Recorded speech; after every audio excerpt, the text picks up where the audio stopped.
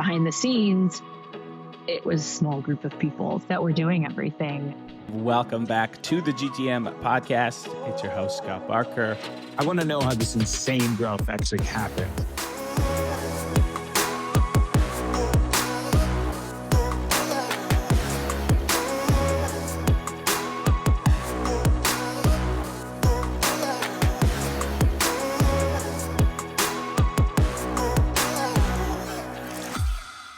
Welcome back to the GTM podcast.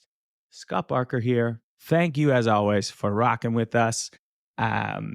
Super excited for this one. It is always a privilege when we get to bring on one of our portfolio company founders, someone that I intimately know their business and got to know them over the course of the last few years.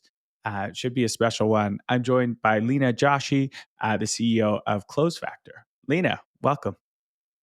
Thank you so much, Scott. I have to say, GTM Fund has been one of our best investors to date in terms of the help you have provided, connecting us with talent when needed, connecting us with other investors when needed. It's been awesome. Thank you so much. And of course, most importantly, introducing us to future potential customers. Well, thank you very much. It's been a pleasure working with you and the team, and it's been exciting to see the growth and definitely set up for a big 2024.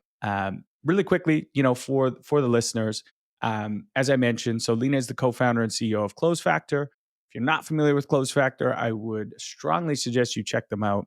It is a GTM strategy and execution platform that helps enterprise tech companies hone in on the exact right prospective customers and accelerate their conversion by helping their sales and marketing teams be contextually relevant to them. So obviously something we're extremely passionate about as the GTM fund. And it's kind of right in our wheelhouse. And, previous to that, Leena led go-to-market teams at some really high-scale B2B companies, companies like Splunk, VMware, Redis, and has just a really unique perspective on sort of this convergence of sales and marketing into one holistic, efficient, high-performing go-to-market organization. So very diverse background. And that's kind of where I want to start is, when I look at your background, something that immediately stands out for me is the different stages of organizations that you've been a part of, from a huge company like Intel in the early part of your career to Splunk, which I believe you were there from 35 million to 450 million in revenue. So incredible growth there. And then you had this great run at VMware from 250 mil to 2.8 billion. And I can only imagine those companies had vastly different go-to-market motions. And so looking back now, what were sort of the main differences? Because there's no one size fits all. And then maybe after that, we can get into some of the common success threads that really doesn't matter what stage you're at. It kind of always is true in high performing teams. But If you don't mind, Scott, I'll start with the similarities first because it's important to note that the goals in all of these organizations are still the same. The goal is still to acquire customers as fast as you can, grow revenue as fast as you can, optimize for the maximum amount of revenue that you can gain with the least amount of investment. I don't mean least in the sense that you reduce it, but like be efficient and smart about how much you're investing in your go-to-market so that you shouldn't be paying to acquire customers. So that's sort of the common thread amongst all of these companies. And I will say one more common thread is to find the repeatable pattern. So I've worked at very large companies like Intel, VMware, and then at smaller companies like Splunk. And Splunk was about 75 people when I joined. Redis was about 20-ish people when I joined. And CloseFactor, of course, I started from scratch. I will say that the common thread is to find the pattern that you can repeat in your go-to-market and you can scale. So I'll start with those similarities. There are differences in what you're optimizing for at each stage. For example, when I was at Splunk, there was both a bottoms up motion and a tops down motion going on. When I was at VMware, we were at just a different velocity. We were selling in all market segments, and the sale by the time I was there was already predictable, and now it was a question of how do you grow the pie. So there were different business priorities in each one of those companies. Um, the what I learned from all of those experiences is that go to market is changing. It is transforming, uh, and in a fundamental way. Mostly because we've transitioned from desktop downloadable software to a SaaS motion. Software as a service just has different characteristics. It's easier for people to get going, but it's also by the same token easier for them to leave when they don't see value. So the selling motion is different now, more complex, I would say, because of which I I'm seeing, at least in the market that we play in, that some sort of convergence between sales and marketing as functions. Before, it was okay to have two different functions and they're doing their own thing and have them be largely disconnected, because it's so hard to attribute value to what you do in marketing in terms of increased revenue dollars. But now, with a lot of sales moving online, digital sales being sort of top of mind and at the forefront, it's becoming it increasingly critical that the two functions work as one team. So the theme, I would say, is that we're seeing for the year is that of go-to-market convergence. Yeah. I think we've been seeing that kind of for a while now, as kind of the lines between sales and marketing really starting to blur. And even so now, with, I would even put customer success in that mix. You mentioned, the nature of SaaS is it's easy to get started, but it's also easy to leave and go with a competitor or someone who has better service, better technology. And they seem to all be really converging. How does that play out in terms of how we structure our teams? Are there going to be this idea of kind of like tiger teams where there might be pods based on segments, or how do you think structurally our organizations might change as those lines between these business units continue to collapse? I was about to bring up pods, and you brought it up, but I would say that for different segments on the market, you probably want to think through the structure differently. For example, if you have a low touch business where people just sign up online and they just keep going online and no one from customer success touches them, then that's probably a different motion. And you've automated all the things that you need for engagement. That's a different motion from a segment that's heavily enterprise. There's a lot of customer success involved, and you're needing to engage multiple members in different teams with your software. There's probably like a completely different motion. So it would depend on the business that you're in. But I would say, while simple is desirable, complexity is unfortunately the reality. I like that. Simple is desirable, but complexity is the reality. Um, and so I guess there's a few things there. Is so you have the convergence of these business units, and then you have these two different approaches. There's top down, there's bottoms up. I think bottoms up, or PLG, got a lot of attention, but haven't really seen a lot of really successful companies. There is examples, but for a large portion, once you hit a certain threshold, 10 million ARR, 20 million ARR, you need to do a top-down approach. Do you then need different teams focused on those different motions as well? Or is that bifurcation unhealthy for a business? That is such a great question to ask, Scott. And I wish there was a magic bullet answer. I can only say theoretically, you probably need the people either to change the ones that you have in place, or you need a different team. So that's where I'll land. I did work at one company where we had both the bottoms up and the tops down motion going on in parallel, and that was Splunk. And for the longest time, Splunk had, a free download available, and they also had an enterprise sales team that did extremely well. We did extremely well on both counts, and there was a team that was focused on inbound, and there was a team that was focused on enterprise sales motion. So um, I would say that in order to execute that, you need the right s- kind of seasoned leadership that has seen both of those motions. So you probably want to hire leaders for executing the enterprise sales motion that are different from the leaders that are executing a PLG or inbound product led sales motion. This is my theoretical way in. Um, but that's how we did it at Splunk. At VMware, there was a lot of.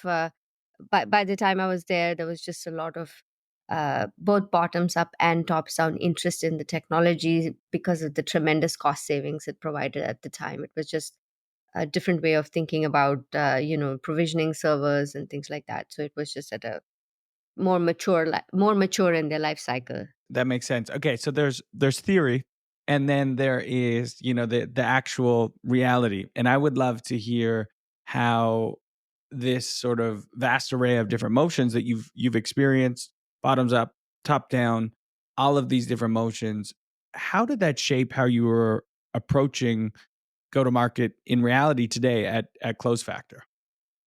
That is an excellent question. It was definitely creating a lot of, I will say, um, multiple paths that we could go down. Right. So there were when you're founding a company, you're starting the first go to market motion. It gave us many options. Let's try this. Let's try that. So we knew that from previous companies in the space that bottoms up is really hard to execute in the sales tech space simply because of the nature of the game. Salespeople are always churning. Um, the and because you're in sales, you know that once you give something away for free, you can't charge for it. So we already know that bottoms up would be hard to execute on. So we started with tops down, referrals through our network, referrals through good CMOs, CROs that we knew. What we then ended up seeing was this motion where users of the product, when they went to different organizations, would pull us in.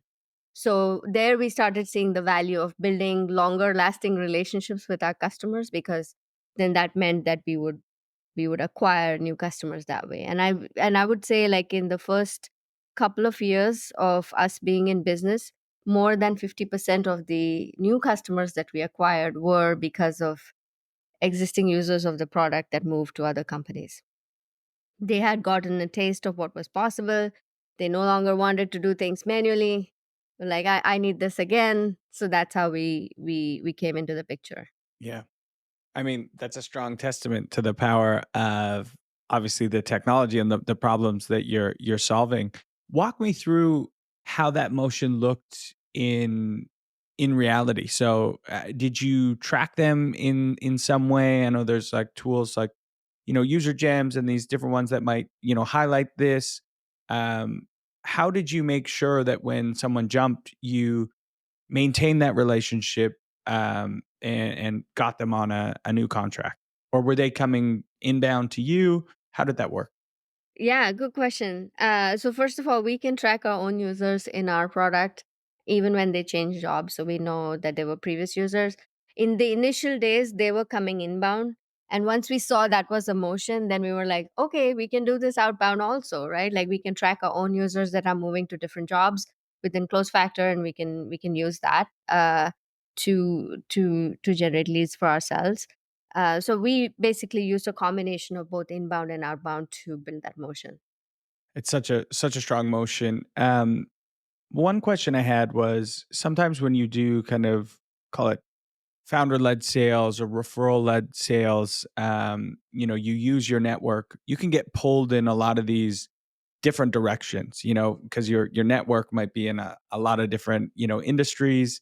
How did you think about targeting in the early days and like really making sure you're focused on your ICP the customers that are going to get, the quickest time to value, that are not going to churn.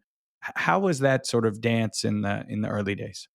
I will say it was a lot of learning the hard way, by making many mistakes, by signing up customers that were too small, sometimes too big, till we found the Goldilocks customer, which was, um, companies in B2B tech that have already found like their product market fit and are scaling a go to market motion and are looking for the best, like most productive way to do it, the best companies to go after, the highest sales productivity in when they went after this.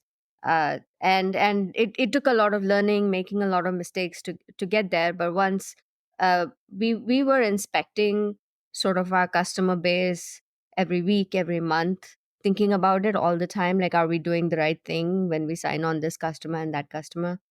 We would get inbound interest from a lot of small companies also, and we're starting to think about taking them on again, but we had narrowly defined our ICP as a certain category of technology companies that were B2B, and had learned over time that outside of that category was something that we needed to get used to, and just not yet. In talking to many other founders, I would say the refrain that I heard from all of them was focus, like keep your focus. And there you will, by the way, if you're ever a founder, you will get lots of different kinds of advice, and you have to pick and choose what makes sense at the time. We used to be a very tiny team, and it made sense to me that we maximize the impact that the small number of resources that we had. That's why we kept our focus to our ICP.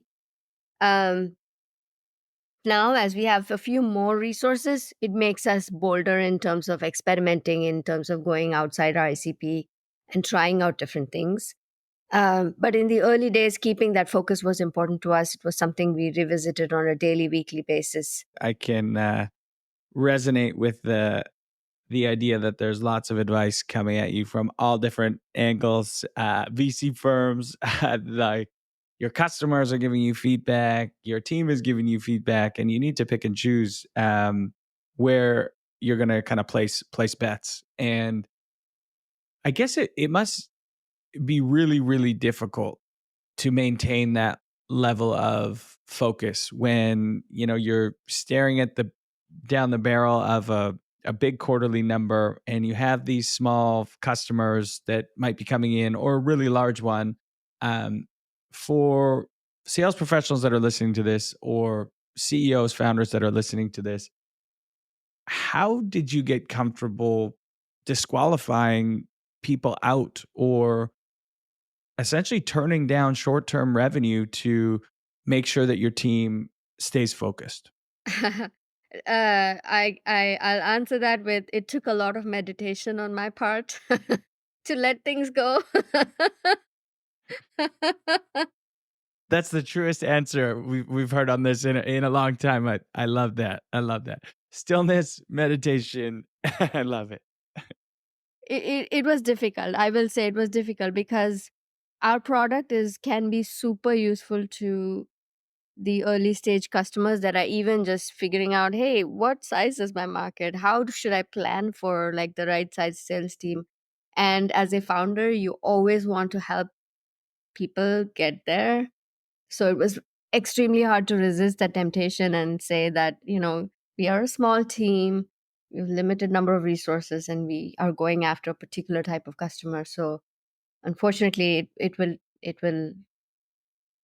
behoove us to connect at a later point in time. It wasn't always well received, I can tell you that. But somehow we kept the relationships going. When these customers are big, I'm sure we'll find a way to help them. I imagine it wasn't just the fact of like team resources when you're serving an SMB, small startup versus like a large tech company. I imagine there's a lot of technical requirements, product requirements that you had to build. How did you balance some of the feedback coming in and think of which features and functionality to build next? Because again, not all advice is equally good, and some customers will pull you in different directions. This is true. This is true. And there, as an exercise, what we did in the middle of last year is we categorized our customers into who do we think is our ICP that has a relatively stable set of characteristics that they share.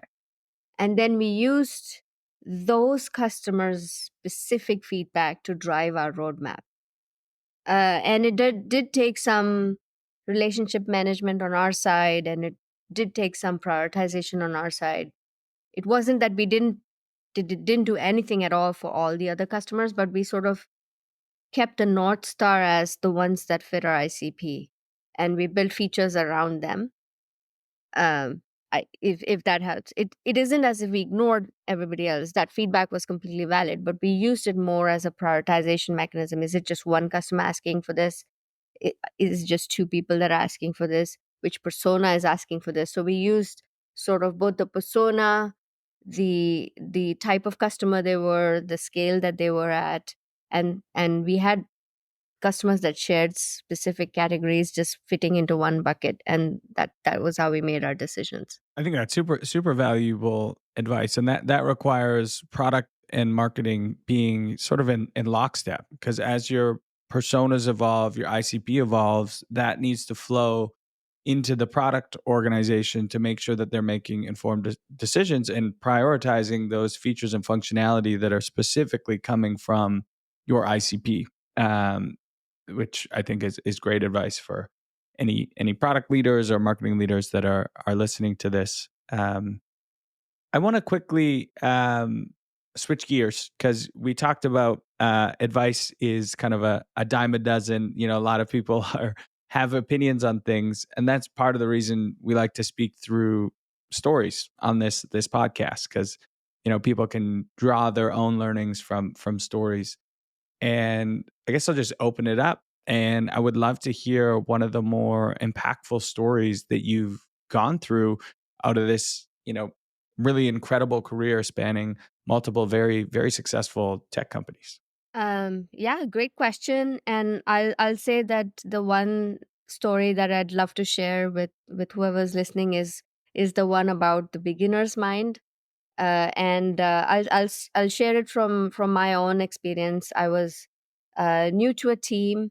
I was the only woman on that team. I didn't have experience working in that function before, and so all my ideas were met with like skepticism in the beginning, because like, who are you? You've not done this job before. You're just a newbie. But here's where who you work for matters. People who are listening to with sort of an open mind and are committed to helping you grow in your career make a huge difference. So my boss at the time, he did the air cover bit for me, almost like a shield from the criticism, and sort of found the pieces in my ideas that were worth shining a light on, helped me turn those ideas into something concrete, and made it an organization wide effort for everybody to do that. So now this becomes hugely encouraging for me, right? Okay, so my, what I brought to the table was good, it was valuable, and now everyone else has to do it too. And the lesson that I learned from that is that keeping an open mind, being curious and open to the freshest of ideas can give you an edge in me, an edge as a startup, because it helps me do things differently, stand out in a very crowded and noisy market. And as a person working for that startup, it helps them, because it helps them try out new things and see the impact of what they brought to the table. It's an overall positive experience for both the person that's new and the company that's valuing those new ideas. So I would say if I were to summarize the impact of that, is just the curiosity and a beginner's mind is paramount in any endeavor, be it a startup or a big company. So incredibly important. And how have you been able to, now that you're on kind of the other side of the table, so that story you were newer to this role. Now you're in this leadership position, running this organization. How have you kind of infused that curiosity or that beginner's mindset mentality throughout the organization? That's a great question, and I will say it's a work in progress, and also that it's not a formula that works with every team. Now that I'm running a startup and there are multiple different functions, uh, the more creative ideas are typically, with the functions that already don't have what to do as defined, right? And the functions that are still learning, hey, how do I do the basics? And like you have to teach them the basics first, and then open up to ideas. But even when you're teaching them the basics, you still have to be open to, um, is there a radical suggestion here? Like that part never goes away. You have to keep your eyes open and your ears open to, is there a better, faster, simpler way of doing things?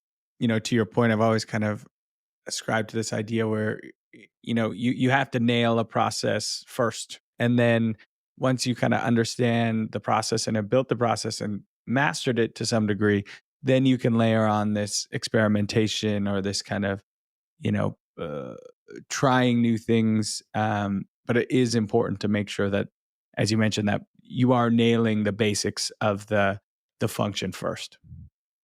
Yeah. Having the good ideas doesn't liberate you from having to do the basics. Basically, you got to do both. You got to do both. Yeah. Wouldn't that be great if you could just come up with creative ideas all day and not have to actually execute? That would be fun, but that's not reality. For folks that are listening who are maybe earlier on in their career, and they're trying to look for a leader who's going to have kind of their back, like your early leadership did. How did you weed that out? Was it just luck? It happened to happen, or is there a way to sort of test for that kind of on the flip side? Because many folks might be looking for a new challenge into 2024. New year. A lot of people are looking for different things. Were you able to kind of tease that out of the leadership teams that you were a part of? This is a great question. And I wish there was a formula for this. But I will say that, and by the way, to answer your first question of was that just luck? I feel like it was a little bit of luck, but also I did have to kiss a few frogs along the way, so that's why I think it was a little bit of luck. Uh, I think I personally could have done better with more transparency and emotional honesty when it comes to working in some place. When you're applying for a job or you're interviewing with a leader, um, very often you're tempted to um, position yourself as the best candidate, like, I know everything about the job and I have the best ideas. What you want to also be looking for is someone who you can establish like a good open communication, transparent relationship with, that you're open to coaching and you're open to not showing not hiding your flaws from. So you have to have you it's hard to get that in an interview, uh for sure. So I would say, like, any people that have worked for this person before, as you're interviewing with them, can give you that insight into the level of comfort you can expect.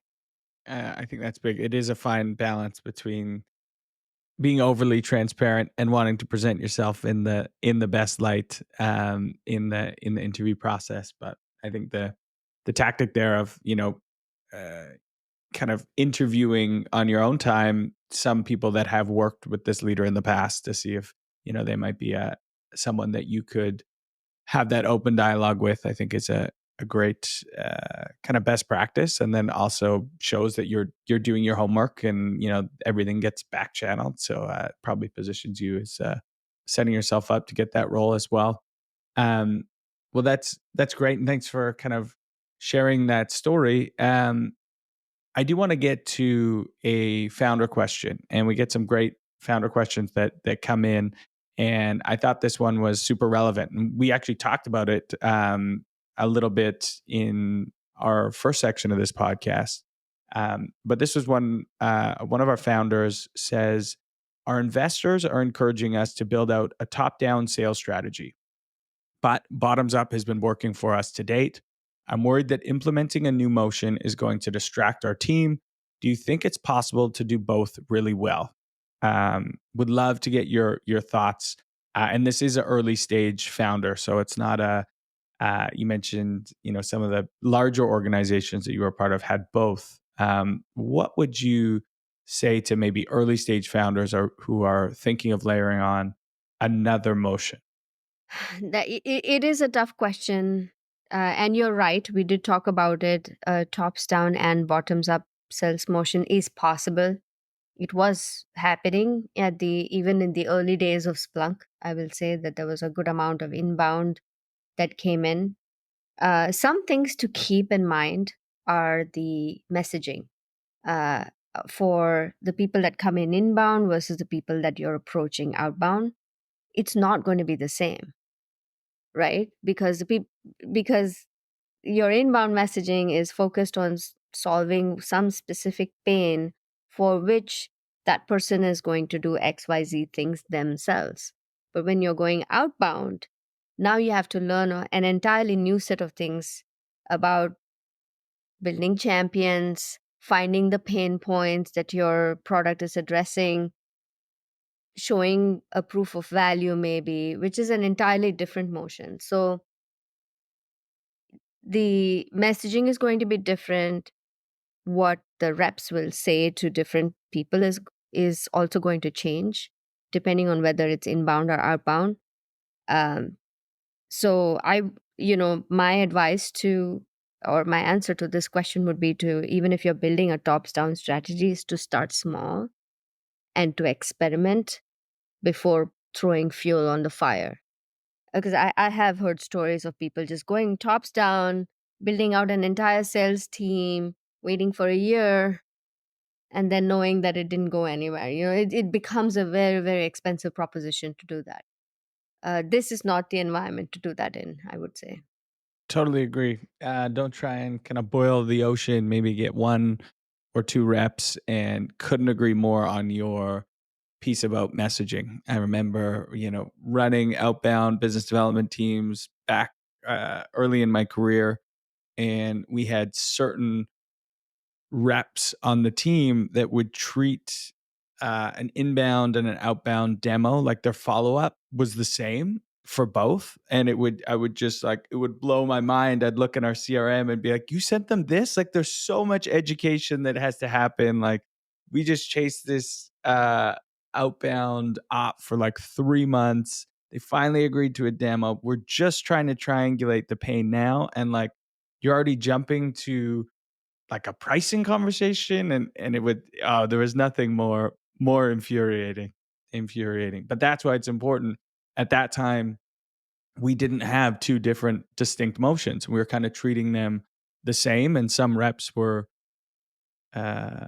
professional enough, or I guess had enough experience to know to treat them differently, and some didn't. They hadn't experienced both. So making sure that the entire team is aligned on this new motion and know that it is a new motion, from everything from marketing to sales to CS. Like, the whole funnel is fundamentally different. That's right, Scott. You've probably seen and felt this as you scaled a few teams yourself, yeah? Mm-hmm. For sure. Yeah. It's a big pain point. So yeah, tread carefully and test before you scale. I think your advice was great. Well, Leena, as we kind of wrap up, I have two final questions, and I do keep them vague, so you can take them any way you want, and you can reiterate something that we've already talked about or take it in a completely different direction. And the first question is, What is one widely held belief that revenue leaders share today that you think is bullshit or no longer serving us? Great question. Great question. I've now met many revenue leaders, and some of them subscribe to this belief that salespeople can be any salespeople if the product is good enough. Like the product can it basically sells itself, then I can hire any kind of salesperson. Or this sometimes I'll encounter salespeople who think that all they have to do is for the product to sell itself, and I will say that that is 100% wrong. On a day-to-day basis, on a minute-to-minute basis, execution matters. Execution, attention, mindfulness, and entrepreneurial attitude towards each deal matters. So you do need to look for salespeople who are 100% in it to win it, and the type of salespeople you hire can make a huge difference in terms of your go to market. I've seen that play out many times of leaders thinking that salespeople are replaceable if there's a good product. There's always another salesperson. And, if you have a good seller that is high performing, that's motivating the team, it's so hard to put a value on that because it spills over into the entire organization, whether they're directly a leader or not. People are mirroring them, watching what they're doing.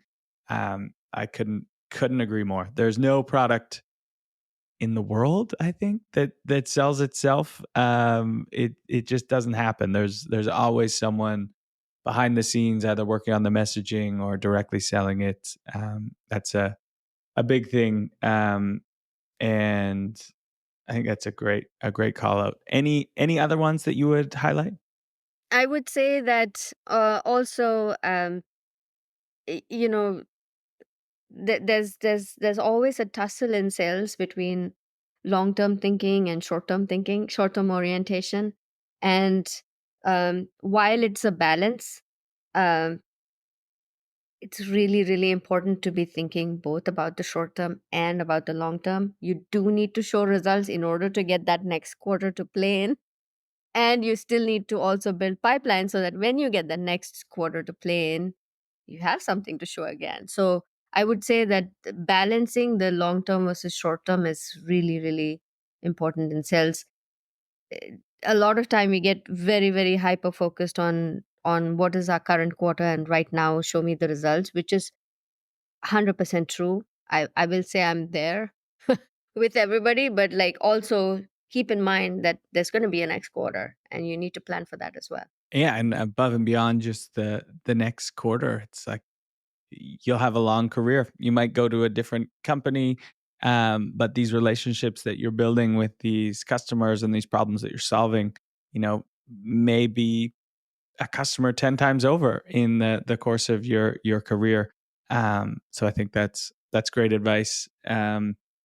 Next question is that one, but flipped slightly in a more positive light. And I would love to know just what's one tactic or strategy that's working for you at CloseFactor today, or at the companies that you're serving. Yeah, it's selling value. Selling value when we're approaching the customer. What's the value of implementing close factor is something we articulate right up front. How will it move a key business metric is something we articulate right up front. And then we don't go away. We track this value delivered to customer all through the life cycle so that when we're up for renewal, we show them that so many deals came from us, so many reps were more productive. Your the accounts that we scored as A accounts were the ones that you closed deals with. All of those components of value are things that we keep emphasizing both at the beginning, throughout the center of the cycle, and towards the renewal cycle as well. So we know that value is at the customer value is just at the center of everything we do, and that's really what's important to the customer as well. And what's that cadence look like for showcasing that value? Do you have like a quarterly business review? Are you sending them weekly, reporting metrics? I know a lot of SaaS companies can get in this kind of trap of, oh no, there's a renewal coming up in 2 months. Let's make sure we jump on and showcase all this value. How do you make sure that you're doing that throughout the entire year?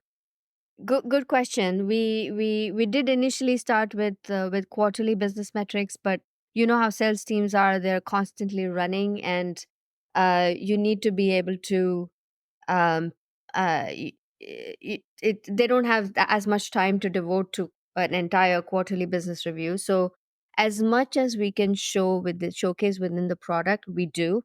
And then we also provide ongoing reporting. Our customer success team gets in front of the leaders in the organization, make sure that they have the metrics to look at on an ongoing basis. And then over time, over last year, what we did is we integrated very tightly with our customers' CRMs. So we do the calculations and everything automatically and just send them the answers, which makes it super, super easy to prove value. I love that. The self-serve reporting and letting them, self-serve their own proof of value, I think is going to be a big part of kind of the future, and will transform what used to be these quarterly business reviews that, no one wants to go to another meeting if they can just, self-serve the metrics that they need. Well, Leena, this has been awesome. Thank you so much for the time. We have a lot of, revenue leaders that listen to this, and obviously you're serving revenue leaders today. CloseFactor, if I'm a revenue leader listening to this, what problem am I having right now that CloseFactor can solve for me? Great question, Scott. If you're a revenue leader and you're looking for what are the best opportunities for me to go after in terms of what are the best accounts, what are the best personas, CloseFactor can point that out to you. And secondly, the main thing we can do for you is we can take the intuition of your top rep and make it available to everyone in your organization so that your reps can all produce as much as your top rep does. Wouldn't we all love to live in that world? I would love to be able to clone all the top A's across all of our portfolio companies, and CloseFactor will help you do it. So do go check out CloseFactor. And Leena, again, thank you so much. I appreciate the time today. And for all those listeners, appreciate you lending us your eardrums.